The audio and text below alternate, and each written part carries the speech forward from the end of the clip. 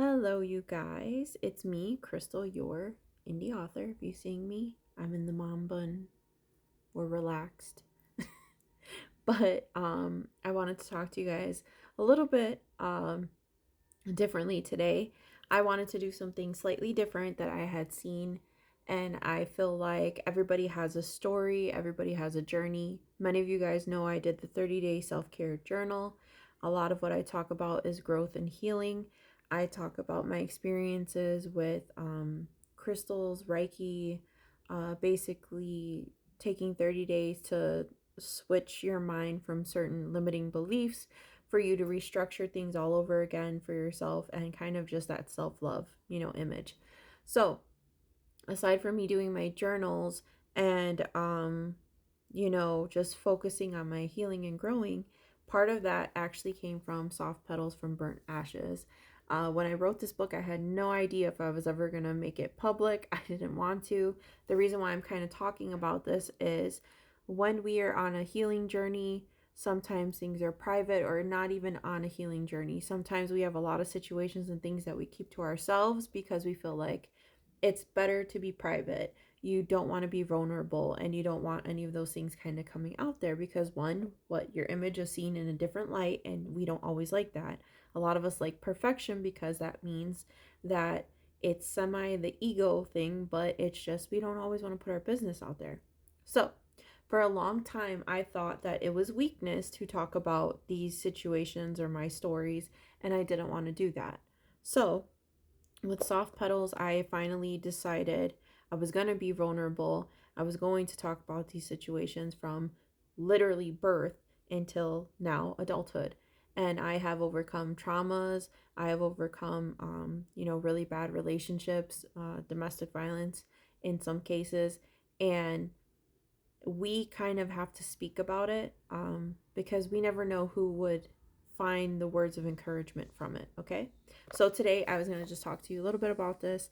I was going to do reading a page, so we'll see how this goes, because my story is very vulnerable, it is very blunt, and I'm just going to see again how this resonates with you, but kind of so you get an idea of me. Okay, so let's read our first page. So, Soft Petals from Burnt Ashes by me. And we are going to read chapter 1. Born into the Fire. I was born December 18th, 1990, in the heart of Chicago, not in a room filled with joy, but in one heavy with silence. Most stories begin with two loving parents, anxiously awaiting the arrival of their child, but mine didn't start that way. My story began with a choice. I chose her, my mother. They say souls pick their mothers, and I believe that with every fiber of my being, my mother and I were tied together long before I took my first breath. She was my world, and I was hers. He wasn't there, the man whose blood runs through my veins, my biological father. He didn't show up for my birth, and honestly, that's not surprising. He never played a role in my life, never showed up for me with love, never gave me anything but the name I'd spend years trying to escape. Now that I'm a mother myself, I can't imagine giving birth alone. The strength it must have taken from her, it's something I carry with me. I see her in myself, and the woman of my family, women who've survived storms, held broken pieces together, and still kept going. But the part of the story will come later. I was born in the University of Chicago hospital. Bright-eyed, as my mother would later tell me, she said my eyes were the color of the ocean, deep and watchful. She used to say she prayed for me before I was born, and that she asked the universe to send her something or someone to save her. And there I was. Our journey together began with hope, but not without hardship. The early years were far from easy. Shortly after bringing me home, my mother faced the same nightmare she tried to leave behind. My biological father was high-strung and desperate, showed up at my mother's apartment, not to meet his newborn daughter, but to demand money for his next fix. The C word, was his escape, and when she told him she had nothing to give, he turned violent. He struck her with a crib rod, and the very thing that meant to keep me safe.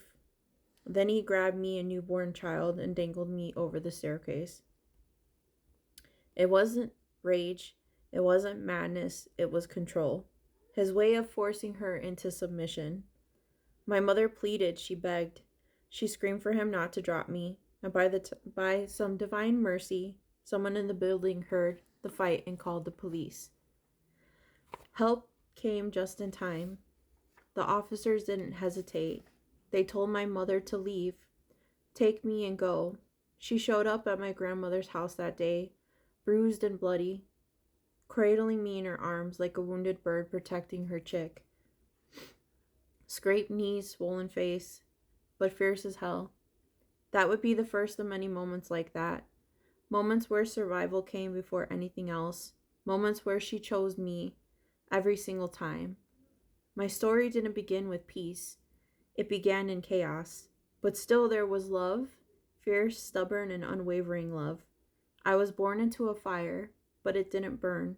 I learned to rise. This is my story. This is the very beginning of what should have broke me but did not. So if you are here, I hope that this touched you in some way, that you feel like even in the worst situations we can get out of it. So Soft Petals from Burnt Ashes, this is my book. You can find it on Amazon. I do have it at local indie stores, but I hope this resonates with you, and I hope the reason why it resonates is that everybody goes through something that we can all get out of. So thank you for watching. If this felt like it was a lot for you, I didn't mean to have that feel like a lot, but I do know we all have a story and we have something to share. So take what resonates, leave what does not, as usual. And if you can choose anything, I hope you choose to be happy. Thank you always for the support and watching. Bye.